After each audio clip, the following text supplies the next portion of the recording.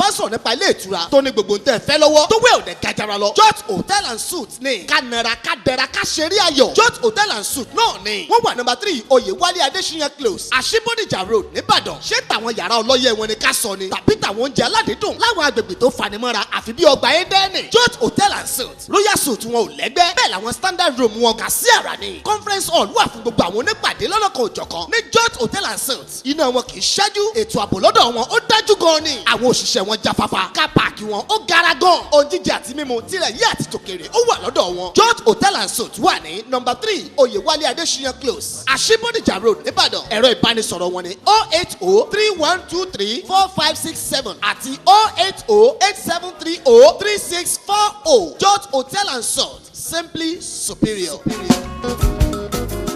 mo kí gbogbo ẹ̀yin olólùfẹ́ wa nílé lóko lódò lẹ́yìn odi ní gbogbo àyíkáyè tí ẹ̀yin bá wà orílẹ̀-èdè yòówù tí ẹ̀yin bá wà mo kí ẹ̀yin kú rọ̀lẹ́ ẹ̀yin káàárọ̀ ẹ̀yin kú òru ẹ̀yin kú yálẹ̀ta ẹ̀yin kú ọ̀sán ẹ̀yin kú yálẹ̀ta àti bẹ́ẹ̀ bẹ́ẹ̀ lọ. ojú tẹ́ fi ń wò wá kò ní fọ́ etí tẹ́ fi ń gbọ́ wa kò ní di. ìfẹ́ tẹ́ ẹ ní sí wa ní Kingston Media TV ọlọ́run ọba ò ní jẹ́ kó dìbàjẹ́ o nítorí wípé bí ò sí ẹ̀yin kò sí àwa.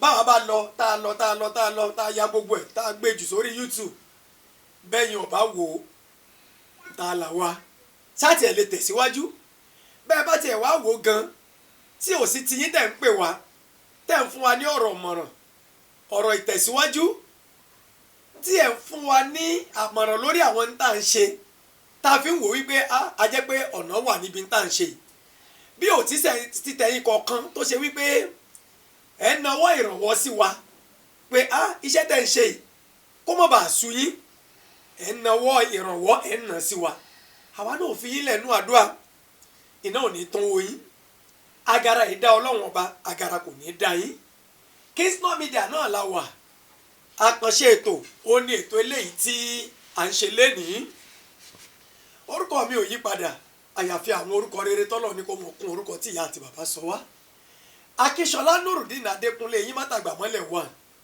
Mr. Fẹ́lẹ́tọ̀ lẹ́tọ̀ ẹ̀ ọlọ́run ló dé 1 àyàfọ́ ọlọ́run yín lè yí èmi apẹ́mi lọ́mọ ọlọ́pẹ́ ní gbogbo ògbóró ṣèbí lèmi fi máa ń ṣàdúrà wípé ẹnu ọpẹ́ tèmi ti yín ọlọ́run ọba òkùnkùn ní jẹ́ ọkàn a tún ti dé o a tún ti lọ mú ètò wá àkànṣe ètò lètò eléyìí tí à ń ṣe lọ́wọ́lọ́wọ́ lénìí torí wípé kí ọlọ́run kó ṣàánú wa ní lórílẹ̀‐èdè tiwa ó dàbí nǹkan pàápàá jùlọ àwa tá à ń ṣiṣẹ́ lórí rédíò àti tẹlifíṣọ̀n etí wa ń kún ló tá bá wo fóònù wa báyìí mẹ́sẹ́ẹ̀jì ni àtẹ̀ránṣẹ́ wo àwọn tí wọ́n nílò àánú àwọn tí wọ́n fẹ́ kí wọ́n ṣàánú fáwọn alàgbàmọ́tàgbàmọ́lẹ̀ mo mọ̀ pa láàánú nìyí ẹ ṣàánú àwa náà gbogbo ẹ̀ bẹ́ẹ̀ lọ ṣùgbọ́n àwa tí wọ́n ń ké gbàjarè wá báyìí náà àwa náà ń ké gbàjarè lọ bá ọlọ́run torí wípé àwọn olórin kan máa kọ wá ní tèmi ń bẹ lára mi gbẹ̀dú ara mi tèmi ń bẹ lára mi gbẹ̀dú ara mi tìyẹ́ ń bẹ lára rẹ gbẹ̀dú ara rẹ tìyẹ́ ń bẹ lára rẹ gbẹ̀dú ara rẹ gbogbo alájọ káwọ́ lérí wàhálà yẹn tó bá fi bò sí kú tiẹ̀ láyé ọmọ pé nǹkan ń ṣe àwa náà ń pa tiwa mọ́ra ni àmọ́ tó ń ti bẹ́ẹ̀ náà iṣẹ́ tọ́lọ́run bá fún wa ṣe ọ̀nà tó ti wá sí ni ló jẹ mọ́ kí àwọn èèyàn lè mọ̀ sọ pé ẹ ràn wá lọ́wọ́ àwa ò ní ìrànlọ́wọ́ kankan tá a lè ṣe ju pé ká ké gbàjarè fún ẹ̀yin tẹ́ ẹ jẹ́ tiwa ẹ̀yin tí ọlọ́run ṣẹ́gi ọlà fún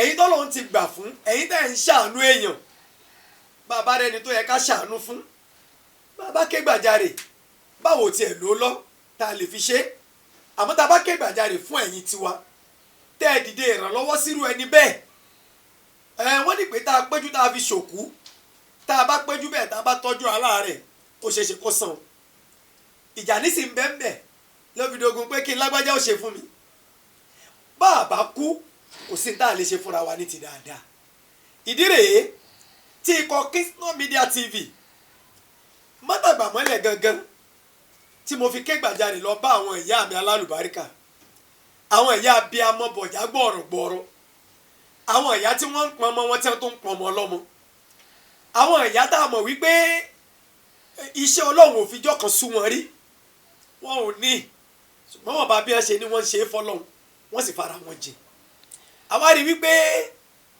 iléeṣẹ́ Kingston Media TV a lè dá ṣe àyàfi kí á gbé àwọn mọ̀mọ́ yìí wọlé la fi lè ríṣẹ́ tí ó wà nílẹ̀ yìí la fi lè ríṣẹ́ tẹ́ ẹ bá gbàgbé tẹlifíṣàn wa kejì Movistar television níbi tí mo ti gbé kámẹ́rà tí mo lọ ya ọjà kan tó wà ní Ìwó road tí wọ́n ń pè ní ọjà Ẹgbẹ́dá ibẹ̀ la bá arábìnrin kan pàdé lọ́jọ́ náà lọ́hùn gbogbo ilẹ̀ bá wa ṣe láàánú arábìnrin náà tẹ́ jẹ́ pé ẹ̀yin náà lẹ bá wa ṣe láàánú gbogbo tó yẹ ká ṣe la ṣe chéǹjì tẹ́ fún wa pé ká fi ṣàánú fún àṣẹ àmọ́ gbà tó dáàrin kan a rí pé a lè dá ṣe a lọ pe àwọn mọ̀mọ́ wa tí mò ń sọ yìí pé mọ̀mọ́ obìnrin ló mẹsẹ̀ obìnrin tọ̀ obìnrin ló mọ ẹsẹ̀ obìnrin tọ̀ ẹ wá bá wa tọ̀ ọ̀nà yìí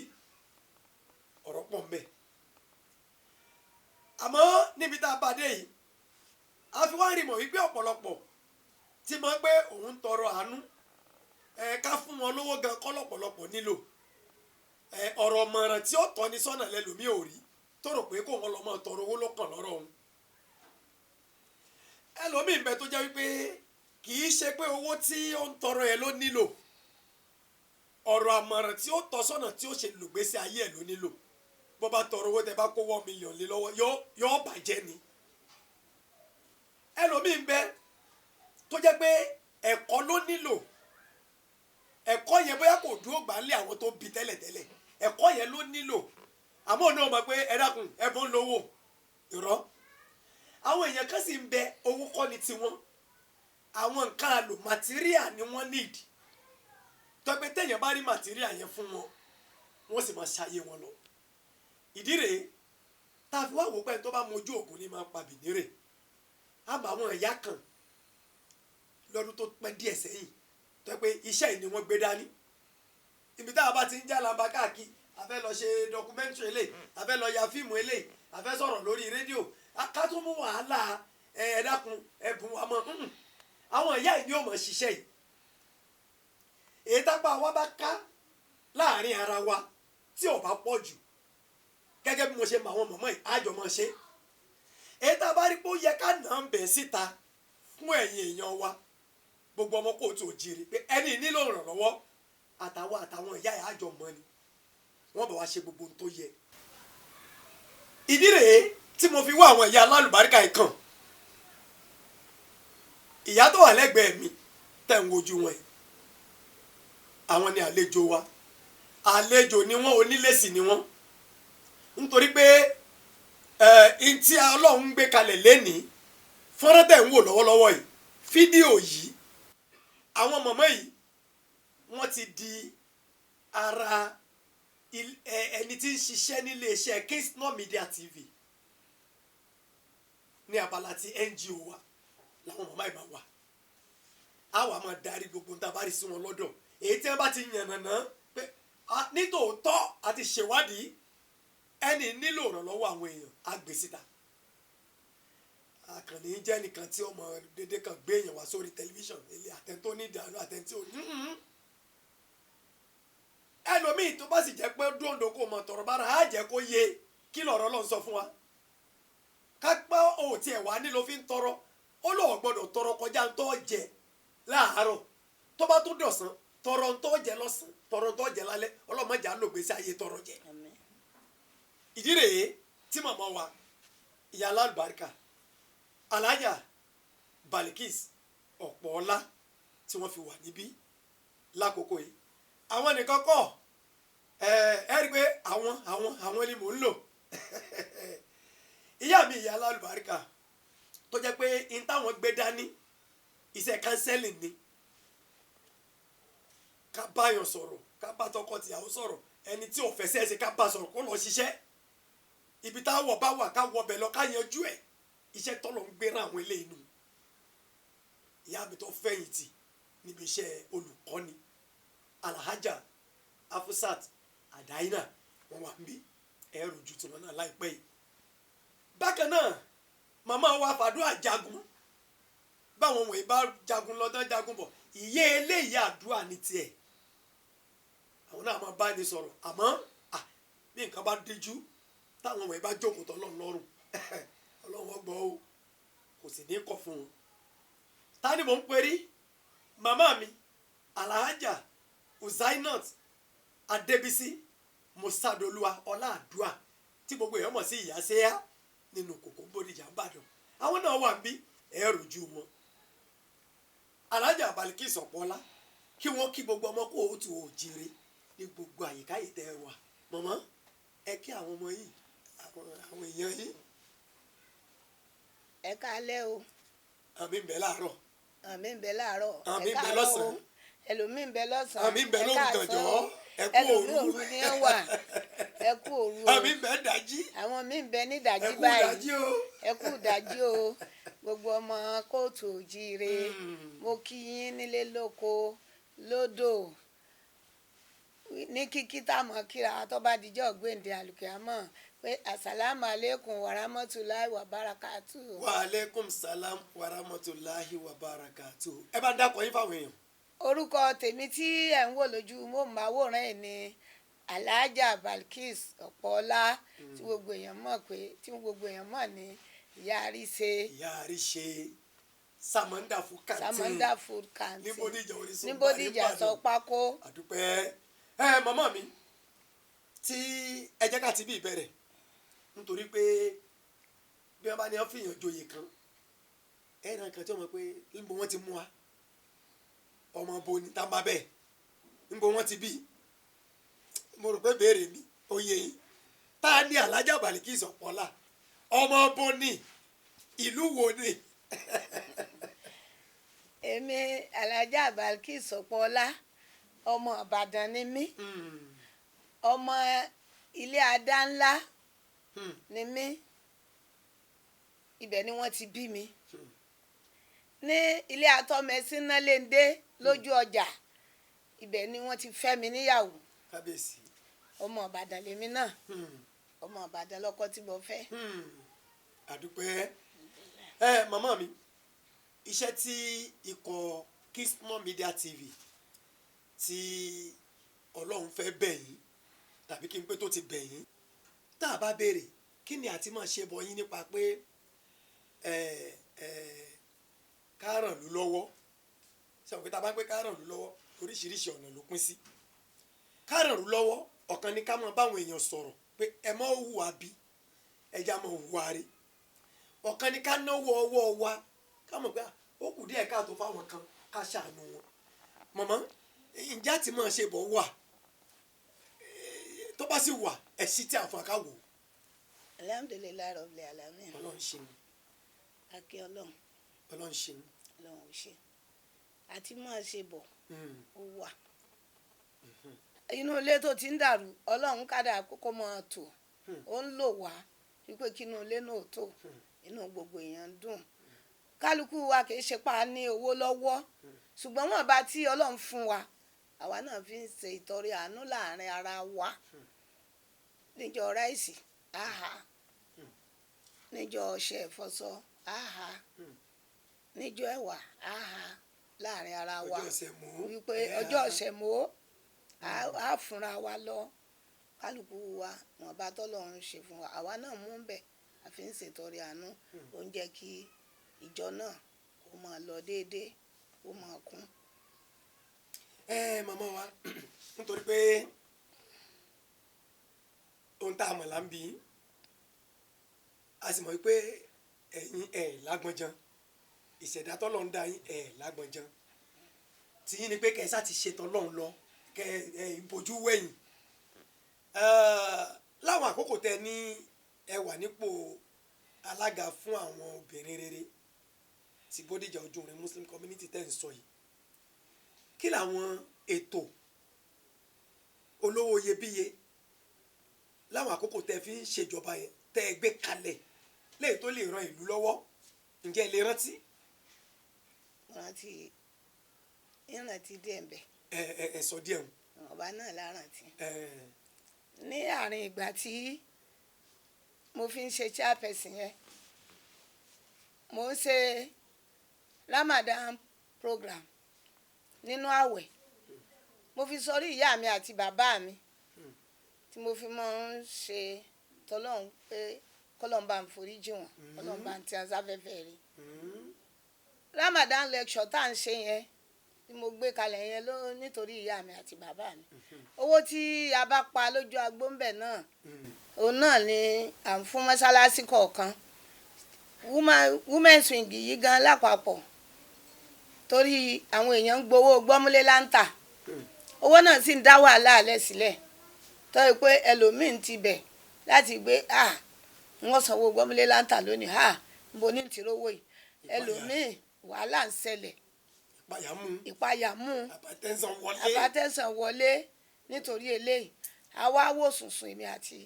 àwọn tá a jọ ń ṣètò owó Ramadan lecture yìí àkọ́kọ́ mú àràgà pé ká mọ̀ fi jókòó ṣe ẹ̀yin ìgbìmọ̀ nínú Ramadan lecture tí mo gbé kalẹ̀ tí mo ń ṣe fétò ìyá mi àti owó tá a rí ń bẹ̀ àfi ṣe pé àràgà sí women's wing nígbà tó tún yá a wò wípé àwọn èèyàn ń gbowó gbọ́múlé láǹtà a tún mú owó náà a tún ṣe tọdún míì a tún mú owó tá a rí ń bẹ̀ náà àwọn community náà bá fowó díẹ̀ kún àtẹ̀tẹ̀mí náà pa níbi Ramadan lecture à ń fún àwọn èèyàn àdàpọ̀ mọ́ra wọn. àwa ń yá wọn ọmọ ẹgbẹ́ tí wọ́n wá síbi ìpàdé.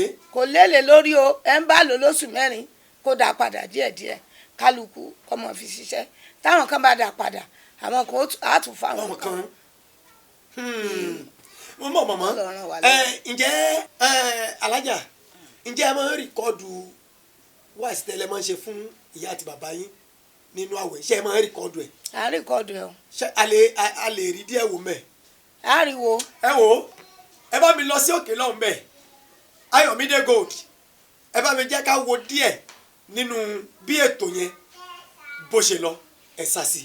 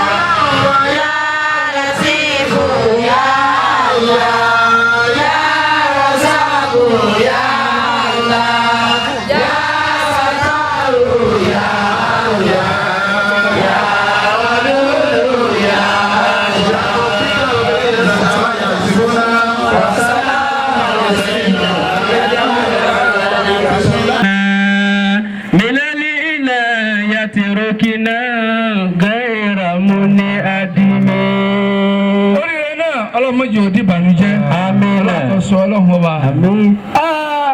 Torí àsìkò tí ò sí etí ó jẹ́ àkọlé wá sí wa gẹ́gẹ́ bí nǹkan tó wà lórí pósítà òun náà ni solution to the recession yẹn ni pé ojútùú sí ọrọ̀ ajé tó dẹnu kọlẹ̀ ní Nàìjíríà lónìí, not only Nigeria, throughout the world gbogbo ayé lọ́rọ̀ ajé wọn dẹnu kọlẹ̀. Àmọ́ wá máa ń ran àwọn ìlú kan àti orílẹ̀-èdè kan ó kó bá wọn jura wọn lọ. Ẹ rí i pé nígbà tí President Obama wọlé ní Amẹ́ríkà olókọjá pé recession wà.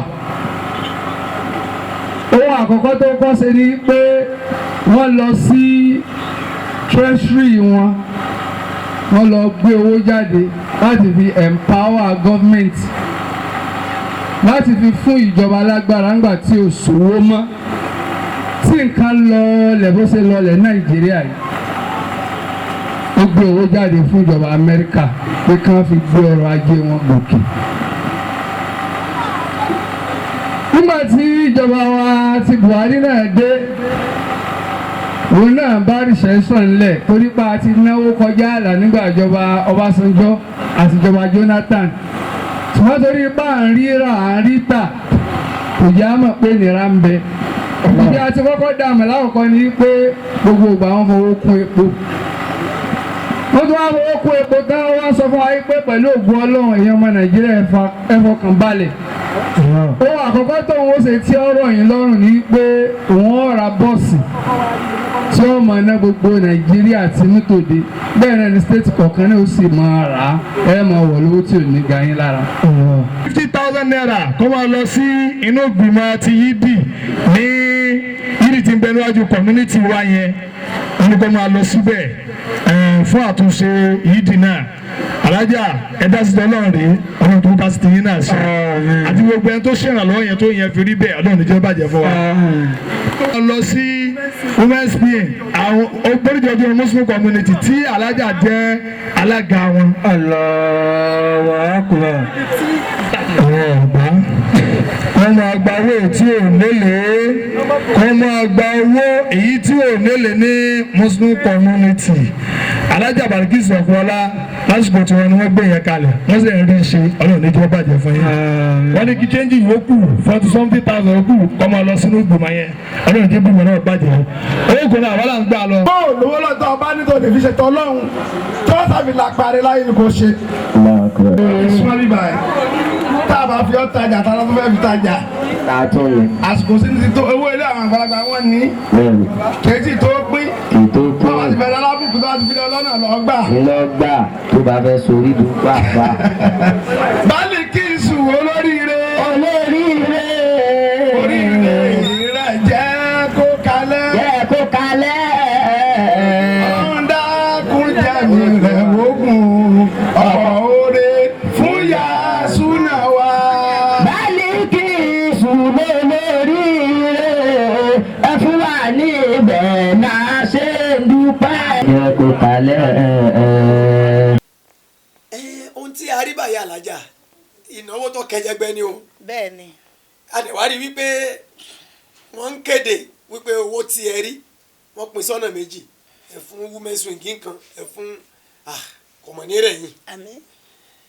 Màmá inú ìwádìí táwa ṣe torí pé ẹ̀yin lè mọ̀ rántí gbogbo ẹ̀ tán, wọ́n níjọ́ kan pé ẹ ṣètò kan fún àwọn ọmọdé, àwọn ọmọ láti bí ọmọ ọdún 10 sí 18 one day seminar. One day seminar. Bẹ́ẹ̀ni. Mẹ́nubà yẹn. Ọ̀rọ̀ nígbàgbé náà ni. Bó o lẹ ṣe púpọ̀ tẹ fi rí ṣe èrò mọ̀ pọ̀. Èrò pọ̀. A wò wípé àwọn ọmọ kéékèèké tí wọ́n ti ń bàlágà bọ̀ díẹ̀díẹ̀ wípé ọ̀pọ̀ láwùjọ wa ó ti ẹ̀pọ̀ láwùjọ mùsùlùmí torí inú ètò mùsùlùmí náà láti ń ṣe gbogbo ẹ̀.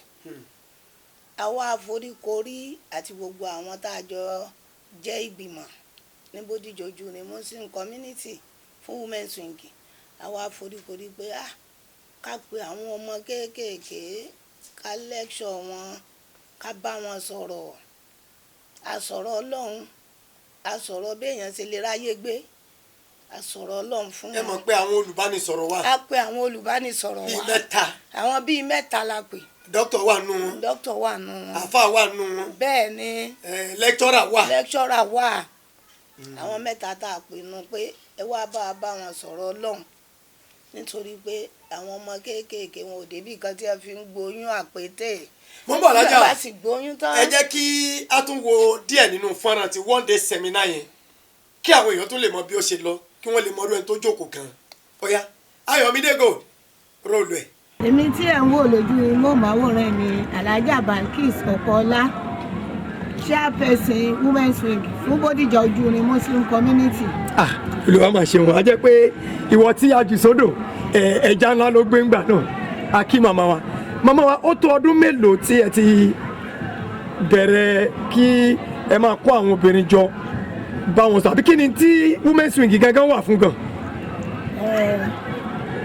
ó ti pẹ́ tá a ti bẹ̀rẹ̀ ètò women's wing Bódìjà Ojúrin Muslim community àwọn nǹkan tí ó fà á tí a fi kóra wa jọ pé obìnrin rere nínú Islam ní àdúgbò ní community wa àwọn ìwòye sí bí inú ilé lọ́kọláya bó ṣe ń dàrú àwọn náà la wòye sí àti wípé àìní faradà wípé obìnrin ó yẹ kóbìnrin ó ní faradà nínú ilé ọkọ ó sì yẹ kóbìnrin ó ní sùúrù tó pọ̀ gbogbo àwọn nǹkan yìí ní ń da lọ́kọláya rú ní àwùjọ ẹ̀sìn Islam náà la wá wòye sí tàbí wá sọ wípé ọ̀rọ̀ alukuran ọ̀rọ̀ Ọlọ́run ọ̀rọ̀ anábì Muhammad sallallahu alaihi wasallam àdìsí anábì àwa ń fi bára wa sọ̀rọ̀ wípé ńgbà bá tún kóra wa jọ tá a bá lọ bí iṣẹ́ látàárọ̀ tí ó dìrọ̀lẹ́ láago 5 every Tuesday níjọ́ mẹ́jọ tí àwa lọ bí iṣẹ́ látàárọ̀ tó wá dìrọ̀lẹ́ Tuesday láago 5 níjọ́ mẹ́jọ káwá mọ kí gbogbo àwọn obìnrin rere káwá mọ sọ̀kalẹ̀ sí inú Bódìjà Ojúrin Muslim community láti lè mọ fi bára wa sọ̀rọ̀ Ọlọ́run àti ìrírí ayé tí kálukú ti ní àwọn tí ó ti jù wá lọ tí ó tó wá bí náà ń bẹ láàrin wa àwa náà tá a jọ ọmọ kékeré tá a wà láàrin wọn ìrírí ayé kéékèèké ojú ti rí tá a wá fi bá àwọn tí ó jọ ọmọdé lẹ́yìn wa tí ó jẹ́ bí àbúrò wa bí àwọn ìyàwó lẹ́yìn wa a fi ń bá wọn sọ̀rọ̀ wípé sùúrù là máa ṣe ìfaradà là máa ṣe nínú ilé ọkọ torí kò sí ẹni tó pé Ọlọ́run ọba nìkan lọ́ba tó pé. mo bẹ̀rẹ̀ ọ̀rọ̀ mi kíkì mi pẹ̀lú fún Ọlọ́run olóore ọ̀fẹ́ tó fún wa ní àǹfààní láti rí ọjọ́ òní tí í ṣe ọjọ́ Sunday ọjọ́ 12 oṣù kẹta ọdún 2017 bákan náà ni mo ṣe kẹ́ àtìgẹ́ fún ànábì Muhammad sallallahu alaihi wasallam. lẹ́yìn èyí ni kíkì mi wá lọ sí ọ̀dọ̀ ààrẹ wa ní Muslim community wa Malam Satullah Alamal-Yakin. kíkì mi tún lọ sí ọ̀dọ̀ igbákejì ààrẹ onímọ̀ ẹ̀rọ ọlọ́jọ́ Latif àti akọ̀wé àgbà fún Bódìjà Ojúrin Muslim community ọ̀gbẹ́ni Kamil Salam àti gbogbo ìgbìmọ̀ Central Executive Council pátápátá ṣe yìí òun ló bí àwọn àṣeyọrí tí a jọ ń ṣe yìí. mo wá gbà ládùúrà pé gbogbo wa láòjèrè àwọn ọmọ wa o. n ò lè gbàgbé láti dúpẹ́ lọ́wọ́ gbogbo obìnrin rere nínú Islam tí wọ́n gbọ́ ìpè Ọlọ́run tí wọ́n sì jẹ́ wa ládùúgbò yìí. èyí ni àwọn ìyá wa àwọn àbúrò wa àwọn ọmọ wa tí a jọ ń jókòó gbọ́rọ̀ Ọlọ́run ní gbogbo ọjọ́ Tuesday. pé gbogbo apátápátá a kò náwó nára o Ọlọ́run yóò jẹ́ ká bá a níbi tó ti gbé lérè.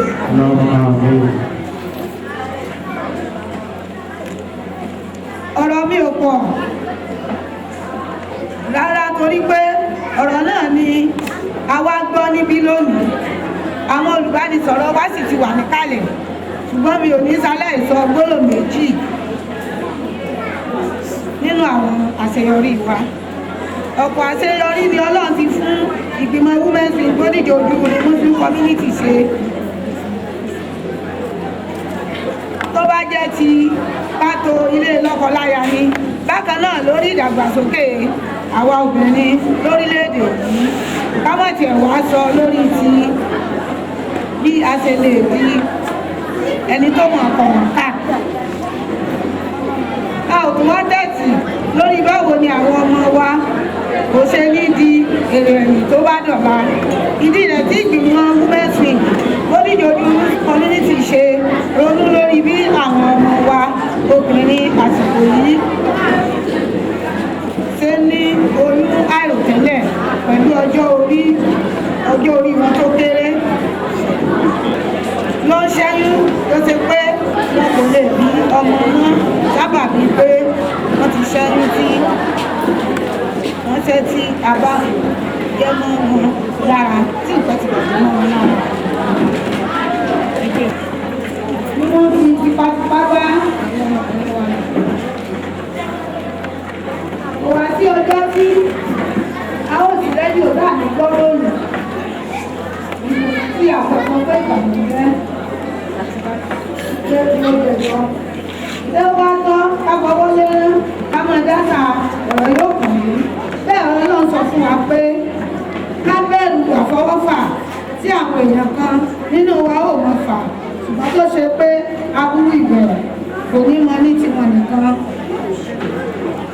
Ìdí ọmọ wa tí a nírètí pé àwọn ní ìdùnnú ọjọ́ ọ̀la wa lájọ foríkorí fikùnlukùn kí ni ọ̀nà àbáyọ sí ìṣesí tí ó ń ba ọjọ́ ọ̀la gbogbo wa. Gẹ́gẹ́ bí chairperson Sùnwàbọ̀ ṣe sọ nínú ọ̀rọ̀ wọn tá a bá sí rédíò lónìí ó dámọ̀ gbọ́ nínú ìwé ìròyìn ó ní pé bàbá ọmọ 70 ó bá ọmọ 10 years ó bá ṣàṣepọ̀ ó dámọ̀ gbọ́ nínú ìwé ìròyìn ní pé bọ̀ọ̀dá ọmọ 30 ó bá ọmọ 15 years ó bá ṣàṣepọ̀ láláì gbàyọ̀ǹda lọ́wọ́ àwọn òbí rẹ̀ ó dámọ̀ gbọ́ nínú ìwé ìròyìn ní pé ọmọ kékeré ọmọ tó ń lọ sí school ọmọ primary ọmọ secondary ó lọ sílé ọ̀rẹ́ rẹ̀ ọkùnrin láláì ní káwọn òbí rẹ̀ mọ̀ ó lọ ṣe àṣepọ̀ èyí tó ń fa oyún àìròtì tẹ́lẹ̀ èyí tó ń bí tó jẹ́ pé ọmọ tó ti ní àníyàn pé tó ń fẹ́ dà lọ́jọ́ ọ̀la ni tí ó gbé àníyàn yẹn tí ó gbé títí tó kúrú tí ò ní ṣe ṣe mọ́ èyí tó mú ọ̀pọ̀lọpọ̀ èèyàn lóde òní tó ti mú wa kọlu ọgbà Ọlọ́run àwọn wò pé ṣé Bódìjà Ojúwòrè Muslim kọ̀ ní sáà mọ̀ káwọ́ gbéra àmọ́ wò ni lótìtọ́ adúpẹ́ fọlọ́n pé ní òṣèlè láwùjọ wa ṣùgbọ́n kó tó di pé yóò máa ṣẹlẹ̀ àbí ọlọ́ọ̀tì ẹ̀dí tí ó ṣẹlẹ̀ gbogbo ń tà fetí gbọ́ yìí ojúṣe tèmi ojúṣe tiẹ̀ kìí ṣe àwọn ọmọ yìí nìkan la fẹ́ bá sọ̀rọ̀ lónìí àwọn tá a jẹ́ òbí ojúṣe ti wá wà níbẹ̀ táwọn tí wọ́n jẹ́ olùbánisọ̀rọ̀ tí wọ́n máa fà á sí tí wọ́n máa yàn nílẹ̀ fún wa. Bismillahirrahmanirrahim. واللاتي يأتين الفاحشة من نسائكم فاستشهدوا عليهن أربعة منكم فإن شهدوا فأمسكوهن في البيوت حتى يتوفاهن الموت أو يجعل الله لهن سبيلا تذهبوا ببعض ما آتيتموهن إلا أن يأتين بفاحشة مبينة وآشروهن بالمعروف فإن كرهتموهن فعسى أن تكرهوا شيئا ويجعل الله فيه خيرا كثيرا صدق الله. mọ̀mọ́ Ọlọ́run ni ọba ẹlẹ́san àmì o ẹ ti gbìyànjú o alhamdulilayi rọ. eléyìí náà ni àwọn nǹkan tí ikọ̀ Kingston Media TV tá a rí tá a fi wá wò wípé àwùjọ tí ó bá dáa kọ́lọ́mọ kàrú yín kò lẹ́ńbẹ̀. amina ya Allah. irú àwọn akitiyan yìí ó ní ikọ̀ Kingston Media TV iná la pè yín sí pé ẹjẹ́ àjọṣe a lè dá ṣe. àmọ́ màmá ẹjẹ́ ń béèrè báyìí ètò kan wà tí a máa ń ṣe ní orí ìkànnì yìí tá a pè ní níbo la bẹ́sìn dé. ètò yẹn ni ló ń ṣàlàyé ogun ẹ̀sìn tá a fi ń jara wa àti mùsùlùmí o àti kìrìsìtẹ́nì o àtẹlẹ́sìn àbáláyé. èyí tá a pè yín sí nísìn mùsùlùmí lẹ́yìn. bẹ́ẹ̀ni. èyí tá a wá pè yín sí ti fẹjú ọkọjá ọ̀rọ̀ mùsùlùmí nìkan. àpè tẹlifíṣàn lélẹ́yìí. bẹ́ẹ̀ni. kìrìsìtẹ́nì ó wà oníbílẹ̀ ó wà mùsùlùmí ó wà. bẹ́ẹ̀ni. ọwọ́ wo lẹ́yìn jẹ́ ní tá a fẹ́ gbélé yín lọ́wọ́ yìí. àwùjọ mùsùlùmí lẹ ti ń dára tẹ̀ ń dá. ara gbogbo ayé lélẹ̀ tá a fẹ́ kẹ́ ẹ dá yìí tí ó kó gbogbo wa sínú. bó lọmọ kìrìsìtẹ́nì ò ṣe ní dé bó ní ìdí àánú kẹ́ ẹ wò pé níbo ìwọ tó kírun ìwọ tó tẹ̀ lánàá bì ọwọ́ wo lẹ́yìn jẹ́ o. àwa kọ́ la ṣèdájọ́ ẹ̀sìn Ọlọ́run ni ó ṣèdájọ́ tọrọ ẹ̀sìn ìṣàwọn la ṣèdájọ́ ẹ̀sìn tí wọ́n bá fẹ́ ràn yàn lọ́wọ́ lẹ́ni téèyàn bá fẹ́ ṣàánú fún èyàn èwo tẹ̀sìn pé ẹlẹ́sìn kan ni ẹlẹ́sìn kì í ṣe ẹlẹ́sìn tèmi gbogbo ntọ́lọ́n bá fún yàn ní kápá èyàn ò ṣe é fún ẹni tó bá jọmọ ẹ̀ dáadáa mọ́ Ọlọ́run sì sọnù àlùkùránì èyàn gbọ́dọ̀ fi tẹ̀sìn sí kábíyèsí èyàn bá fẹ́ ràn yàn lọ́wọ́. kábíyèsí Elédùmarè èyàn gbọ́dọ̀ fi tẹ̀sìn ṣe ká fọkànbalẹ̀ pé n tá a fẹ́ gbélé yín lọ́wọ́ ẹ̀ ní ti tẹ̀sìn bọ́. lágbára Ọlọ́run ni ó bá wa ṣe. àmín màmá wa alájà Balikis Ọ̀pọ̀lá ẹ ṣé o ẹ kú jẹ́ pé Ọlọ́run ohun tá a fẹ́ mọ̀ náà ní ohun tá a fẹ́ gbọ́ rè yìí ká mọ̀ wípé àtijọ́ di alájọṣepọ̀ ní ti iléeṣẹ́ móhùnmáwòrán Kingston Media Television. pẹ̀lú ìyọ̀ǹda Ọlọ́run. ẹ ṣé màmá wa ní tí ó wàá máa ṣẹlẹ̀ ni pé ẹ mọ̀ wá sórí ètò báyìí lẹ́ẹ̀kọ̀ọ̀kan tí àwọn tá a ṣèrànlọ́wọ́ fún bá wà lọ́kùnrin ni lóbìnrin ni wọ́n mọ̀ gba ọ̀dọ̀ yín kọjá sí ọ̀dọ̀ wa ètò tá à ń ṣe lórí rédíò náà ẹ̀ débẹ̀ yàtọ̀ sí tá à ń ṣe níbi torí rédíò gangan ẹ̀ débẹ̀ ẹ̀yin àti àwọn ikọ̀ yín inú wa dùn bí ẹ ṣe máa wá lẹ́ẹ̀kọ̀ọ̀kan rèé àwọn ohun tí a bá rí àmọ́ tì sí yín yálà lórí rédíò àbí àwọn tí wọ́n bá wò wá lórí YouTube báyìí tó jọmọ́ pé ká ṣàánú fún àjọ dìde sí a sì jọ rí tí ó bá di wípé ètò náà bá wá gbànà yá tán ẹ padà mọ́ bá wa báwọn èèyàn sọ̀rọ̀ nítorí wípé ọ̀rọ̀ tẹ́ ń wò yìí òun Ọlọ́run fi ṣẹ̀dá ayé o iná ló fi ṣẹ̀dá ọ̀run ọ̀rọ̀ yẹn ni yóò mọ̀ ṣe ìyípadà ìgbésí ayé ẹni tó ṣe wípé ó ń lo ilé ayé ẹ̀ bó ṣe wù ú tí ò fi lànà Ọlọ́run tí ò fi tọ̀ bó ti rí nìyẹn o màmá wa ti jẹ́ kó yé wa wípé àti mùsùlùmí àti kìrìsìtẹ́nì àtẹlẹ́sìn ìbílẹ̀ ọ̀kan náà ni gbogbo wa ìdájọ́ ẹ̀sìn ò sí lọ́wọ́ ẹnìkan mo di kókó yẹn mú nínú ọ̀rọ̀ wọn ní Ọlọ́run ni ó ṣe ìdájọ́ ẹ̀sìn ìdájọ́ ẹ̀sìn kò sí lọ́wọ́ ẹnìkan ìwọ́n tó torí pẹ́ẹ́lí kì í ṣe mùsùlùmí tó gbàjẹ́ lẹ́nu ẹ̀ Ọlọ́run jẹ́ òyà rẹ̀ ó torí pẹ́ẹ́lí kì í ṣe kìrìsìtẹ́nì ọgbàjẹ́ lẹ́nu ẹ̀ Ọlọ́run lúgọ̀dì ọ́ àfi ká ṣe dáadáa síra wa adélé ayé la mọ́ra wa adélé ayé la bára wa nínú ẹ̀sìn tá à ń sìn ọba àrà lọ́lọ́run bó bá ṣe wù ní ṣe sọ́lá kó mọ̀ sọ́lá tí ò dáa fún àwọn mọ́mọ́ ẹ tún bá mi kí àwọn èèyàn lẹ́ẹ̀kan sí kẹ́ ẹ tún wá bá mi dákọ̀ yín gangan. mo kí gbogbo ẹ̀yin tẹ̀ ń wò wá lójú móhùnmáwòrán èmi ni alájà Balikis Ọ̀pọ̀lá tí gbogbo èèyàn mọ̀ sí yarí ṣe samanda fukatin ní Bódìjà sọ pákó. ẹ tẹ̀ já fi ṣe bí àwàdà èèyàn ṣe é jó lóúnjẹ tí ó tún máa ráyè gbogbo tẹ̀ ń ṣe. àánú Ọlọ́run ni. àánú Ọlọ́run ni. kì í ṣèmi náà Ọlọ́run ló fààyè bẹ́ẹ̀ lẹ.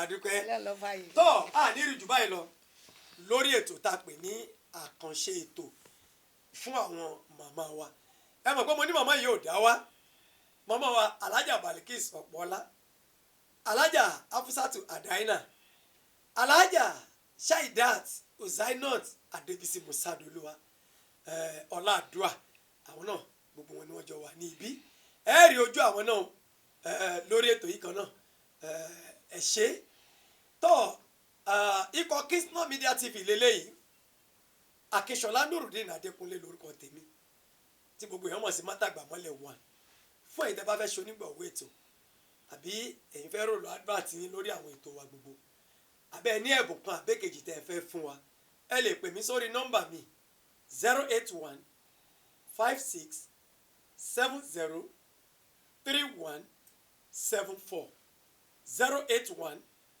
56 70 31 74 ní nọ́mbà tó já sọ́dọ̀ mi Kingston Media Television lórí Facebook Adékúnlé Akínsọlá on Facebook àwa náà la wà ní gbogbo ẹ̀ nígbà tí màá tún máa ṣàfihàn àwọn màmá mi tó kù ó yá ẹ máa bá wa ká lọ. Education, they say, is the best legacy you can hand over to a child to lay a foundation for a quality future. That is why all parents are enjoined to register their children at Tawab Nursery and Primary School as well as Tawab High School, especially established in a serene and conducive learning environment to bring about qualitative education for the emancipation of your child. Tawab Group of Schools can boast of standard classrooms, well-equipped science laboratories, adequately stocked library, up-to-date ICT room, modern sporting facilities, including home away from home boarding facilities under the supervision of qualified and dedicated teaching staff. All these and many more are what your child will enjoy at Tawab Group of Schools. Register your child today at Tawab Nursery and Primary School as well as Tawab High School, located at number 1/7 Shegun Wahab Street, Ijegun, Ikotun, Lagos. For inquiries, please call 080-3410-4955 or 080-2573-0729. Website www.tawabprivateschools.com. Tawab Group of Schools, building tomorrow's leaders today. Legal Kingston Media TV online television. Oh, shaking, oh, God.